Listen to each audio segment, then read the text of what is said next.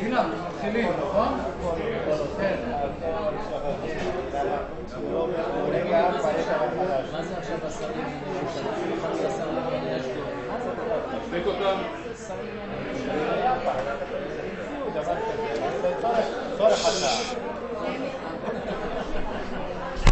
ערב טוב לכולם. גם לאלה שנמצאים כאן פעם ראשונה, במסגרת הערבים שאנחנו מארגנים כאן אחת לחודש, קוראים לזה ערבי תרבות. לא מדובר כאן על הרצאות, אלא על דיונים שבהם אנחנו בוחרים נושא, ואנחנו משתדלים לכוון אותו לכיוון מסוים, אבל הקהל רשאי ורצוי שיאמר את דברו בכל עת. אנחנו מקיימים את זה במשך שעה וחצי. אם רוצים להישאר לאחר מכן אין שום בעיה. הערב אנחנו נדבר על תיאוריות קונספירציה. נושא גדול, טעון, ננסה לכוון אותו, למקד אותו, כדי שפחות יהיה לנו מכנה משותף. נמצא איתי כאן אלי אשת, ביקש גם שבמקום שכר עבור הידע שלו, כמובן לתלמיד מדמות, גם נעלה את הערב הזה כסרט ברשת, כדי שאפשר יהיה אחרי זה לראות את האנשים שלא נמצאים איתם. אז לכן אנחנו גם מצלמים, זה בקשתו. עכשיו מדברים על תיאוריות קונספירציה או תיאוריות קשר, ואני אומר את זה כדי להכניס את הדברים למכנה משותף. אנחנו בעצם מדברים על סברות או תיאוריות שהן נשארות בגדר תיאוריות. הן לא מוכחות במובן זה שמחליפות מידע שמוסד או ארגון מוסר לנו באופן מוסמך, אלא מראות, פרחות או כל מיני אי-התאמות ונשארות בגדר תיאוריות. לפעמים התיאוריות האלה גם מתממשות. כלומר, ואז הן לא תיאוריות. ואז אנחנו יודעים שהמציאות, כפי שהציגו לנו אותה, היא שונה. אבל כל זמן שאנחנו מדברים על תיאוריות קונספירציה, כמו למשל רצח רבין כמובן, אז כל זמן שלא יוכיחו אחרת, יש לנו את הגרסה הרסמית, וכל מה שמעבר לה נשאר בקשר, בגדר תיאוריית קשר. עכשיו, אפשר לסווג את התיאוריות האלה שמדנות בדרך כלל לשני נושאים. בצד הפוליטי, או בצד המדיני, או בצד חברתי מצד אחד, ובאירועי טבע מצד שני.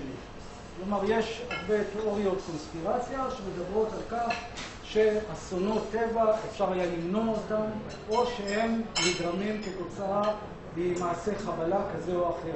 זאת אומרת, אפשר לראות שני הפוגים בתיאוריות הקונספירציה. עכשיו, עד כמה זה אקטואלי, אני כתבה לעיתון, היום לא הייתי חותם על המאמר. אז זה קלאסי, כן? האיש הלך לפיץ, סיפר כמה שהארגונים שחקרו את האירוע הזה שיקרו, היום הוא חוזר, בסדר. אגב, הוא טען שגם בזמנו הוא לא כתב את זה, רק שמו הופיע על זה. כן. עכשיו, דבר נוסף אקטואלי מהימים האחרונים, מה-17 למאי, בעיתון הארץ. דווקא במדור של קוראים כותבים, כותב יהודי נחמד על ספר חדש שהוא קרא. קוראים לו לספר תעלומת העיניים השחורות כחולות. כתב אותו אלכס פס גולדמן. למה הוא כותב? הוא אומר שאין סוף לתיאוריית הקשר של ילדי תימן. הוא אומר שוב ושוב, היו 3 ועדות חקירה שדנו בזה. 3 פעמים כל מי שהיה יכול להעיד, והנה עכשיו יוצא ספר חדש שמתיימר כביכול להסביר לנו שבאמת הייתה קונספירציה כזו שקראו לה חטיפה של ילדים שבאו מתימן, לקחו אותם למי שלא יודע, אני לא מאמין שיש כאן מישהו שלא יודע, אבל יש קונספירציה, הייתה קונספירציה מאורגנת אשכנזית לקחת ילדים של עליית תימן ולהעלים אותם. בהקשר הזה הוא מספר אותו קורא על עלילה שהייתה באפריל 1969 בעיר אורליאן בצרפת. עיר אורליאן היא עיר ידועה, לא רחוק מפריז, ב-1969, לא בימי הביניים, התפשטה תיאוריית קונספירציה שנערות שנכנסות לחנויות בגדים של יהודים, נכנסות למדוד את הבגדים שלהם, נעלמות, הן לא יוצאות מתאם מדידה, הן נעלמות. ואז, כמו בעלילות שאנחנו יודעים עלילות אדם, העיתונים כתבו על זה, התושבים לא נכנסו לחנויות, והתיאוריה הזאת נמוגה, כעבור מספר חודשים הייתה כלא הייתה. עם כל הנזק שהיא גרמה ליהודים, לסוחרים יהודים בעולם. אין שום ספק שעניין של התיאוריית הקשר היא מושרשת. וחשבתי על זה, אולי בעצם בד בבד עם האובדן באמונה הדתית. אני רוצה לחשוב, כי אנחנו יודעים שמסורתית, הדת סיפקה הרבה הסברים, שמשכו את דוד למלך, אז זה בא משמיים. זה היה אירוע פוליטי, כן? היה אירוע פוליטי, היה שאול מלך, בא מנהיג חדש צעיר, היו צריכים לתת לזה הסבר, נתנו לזה הסבר אלוהי, כן? נתנו לזה. בעיניי זה הסבר שסיפק לקהל של אותו זמן את התוכן שהיה צריך לכך, כן? זה פרקסלנס. סליחה? זה קשר פרקסלנס. כן, אותו דבר ניסים. היו אירועי טבע שלא היה להם הסבר, אז היה מישהו שקראו לו נביא או משיח, והוא ידע לתת הסבר שזה מאלוהים, וזה בא כתוצאה או כתמורה או כתגמול אלוהי. ברגע שהעולם מתפתח או שהרבה אנשים איבדו את האמונה, עדיין נשאר הצורך לקבל הסברים לדברים שאנחנו לא מוכנים לקבל אותם, ובצדק, כהסברים פורמליים. אין שום ספק שחלק גדול מההסברים הפורמליים שניתנים ביום-יום על ידי כל מיני ארגונים, על ידי ממשלות, ואם נלך כמובן לממשלות הטוטליטריות, אפשר להגיד שחלק גדול או מובנה מהשלטון הוא מידע שקרי, וכל תיאוריה שיוצאת משם, אם היו נותנים לה להתפתח, הייתה מגיעה לידי זה שאנחנו יודעים שיש ממשות אחרת. אבל גם בדמוקרטיות שלנו, כשנהרגה הנסיכה דיינה בתעלה בפריז, ליד הנהר, בנהיגה, עד היום חוגים גדולים מאוד טוענים שבית המלוכה האנגלי הוא שעומד מאחורי הקשר כדי שלא יהיה צאצא ערבי. בבקשה. גם קנדי גם דובר. כן, עוד מעט נדבר על זה, כן. אני רק מנסה להכניס את הדברים באיזשהו, שנדע על מה אנחנו מדברים, כן? עכשיו, אני חושב, מה שבולט בו כשאני קורא את הדברים האלה, זה השימוש במילה אמת. המילה אמת. ואני הייתי רוצה להגיד כמה מילים על המילה אמת, כדי שנוכל בדיון כאן להשתמש בה אולי בצורה יותר מושכלת. כי כשאתה מדבר על כזה דבר, אני שומע לך, האמת היא שהוא יודע את האמת, כל אחד יודע את האמת. אז יש את האמת אפלטונית. מה זה האמת האפלטונית? זה אידיאל, כמו היופי. יש אידיאל שמיני של יופי, של אמת, שאנחנו מנסים להשיג אותו, אבל זה אידאה שאנחנו... האידיאל הזה הוא רק אידאה, הוא לא בקשר, הוא לא משהו שהוא נתפס. אף אחד לא יכול להגיד מה זה יופי. אף אחד גם לא יכול להגיד מה האמת, הוא יכול לשאול. זה הסבר אחד של אמת.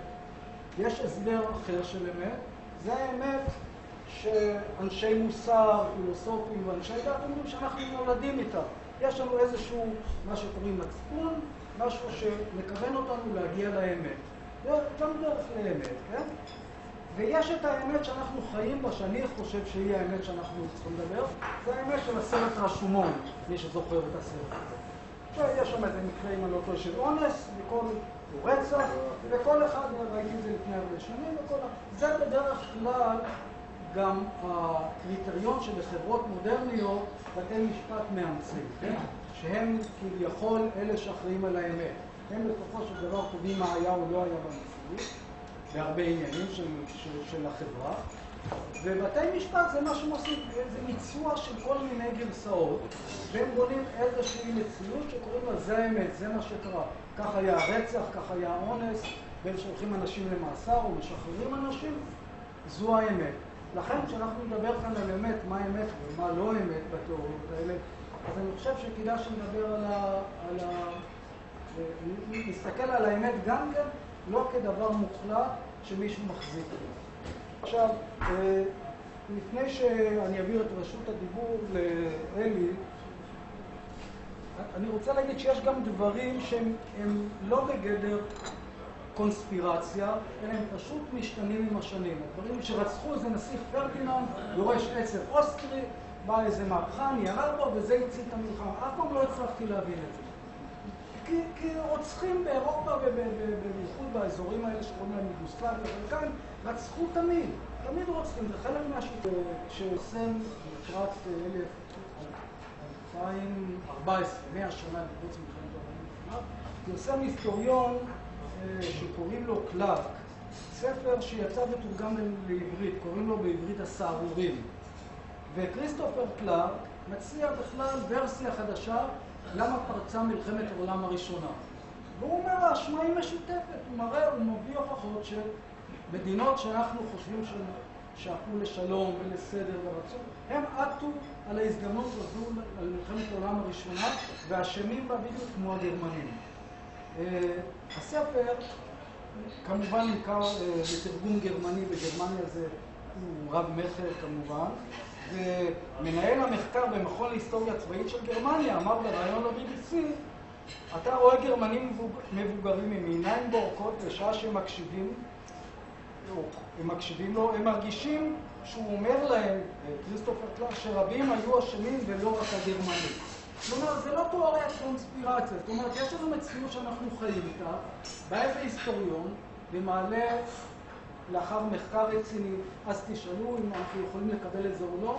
לא, כריסטופר קלארק עצמו, בפתיחה של הספר שלו, במבוא לספר, אומר, יש רק לגרמנים 74 כרכים עם מסמכים שהם סידרו אותם על הסיבות לפרוץ המלחמה.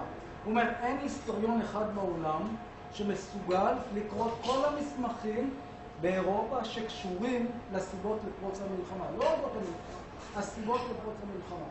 אז זו הגרסה שלו, ואנחנו צריכים לקבל את הדברים האלה עם השכל שלנו, עם ההבנה שלנו, וגם לראות איך שדברים משתנים. דיברתי די, בדרך כלל מדבר פחות. אנחנו נקיים כאן עם אלי אשד, שהוא ידוע כבלש תרבות. אני התוודעתי לו אליו על ידי ספר שהוא כתב, קיבלתי עם הולדת שלי מטרזן ועד סבנט, כן? הוא מומחה לתרבות הפופולרית הישראלית, מומחה מספר אחד. כל מה שאתם רוצים לשאול על תרבות פופולרית, תשאלו את אלי, והחלק המעניין אצלו זה הידע שלו בתיאוריות קונספירציה. אז הזמנתי אותו לכאן, והוא יגיד לכם את כל מה שחשוב לדעת, ותאמרו מה שיש לכם. בבקשה. טוב, תודה לאבי. אז עכשיו באמת, יש הרבה תיאוריות קונספירציה.